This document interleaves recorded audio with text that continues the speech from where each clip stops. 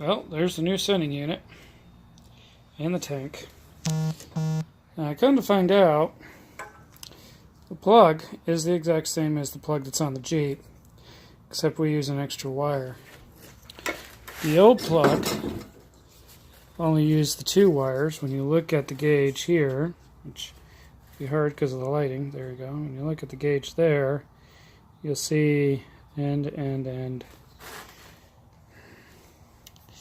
This one here, if we flip it the correct direction, end. So you'll take a look that the black wire is added, which is more likely the fuel unit. Otherwise, the other 2 is my sending, the one's the pump, which follows suit in here, that those 2 are the sending unit. So, might end up having to cut that wire, manually wiring it in, no big deal. But it looks like my exhaust came in.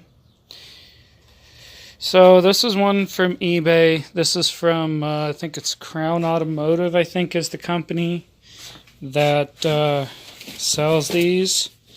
With all the hangers and stuff inside of it, which is good. I think it's Crown Automotive here. Yeah, Crown Jeep exhaust. So if you take a look here, you can actually see Crown Jeep exhaust on here, unpainted. Yeah, like I want it painted. So that's the cat muffler. The only problem that I have is apparently they added a spot for an O2 sensor. Now I got to figure out how I'm going to plug that hole, because my O2 sensor actually will go into the exhaust manifold on this Jeep. So it looks like all the plugs are here. So the O2 sensor we were looking at, mine's actually going to go right down in there. That's my O2 sensor down here, which I can't, of course, get my hand to right now. This guy right here is my O2 sensor, and all I'm going to do is just put it right back into there. So I'll have to figure out what kind of plug I can get for the top of this to plug it, because I'm not going to have an O2 sensor in it. Otherwise, should be alright. So, figured I'd do a quick update. It's too hot. It's already 110 out, so I'm not even going to bother trying to work on this anymore, because I don't have any cooling inside this garage to work on this. So, yeah, we'll see what we can do tomorrow. One of the major issues that I have to deal with, which is why I was interested in getting this exhaust first. The old exhaust is still in here.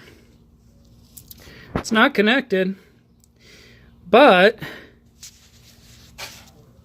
I can't really get it out of that cubby hole it's in right now, because of course I can't lift the Jeep high enough in order to angle the exhaust down to pull it out. Kind of a problem.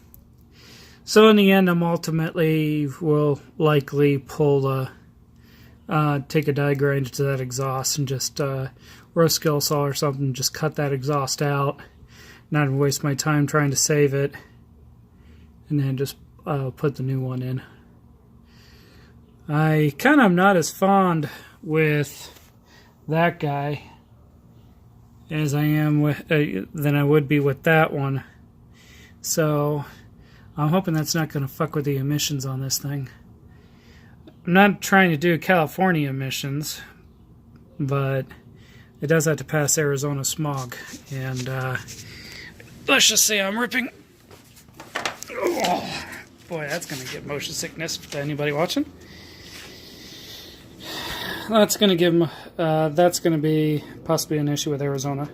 I'm hoping not. I'm hoping that with the fuel injection system, this Jeep will actually be more fuel efficient and cleaner than with that carburetor. That's my goal anyway.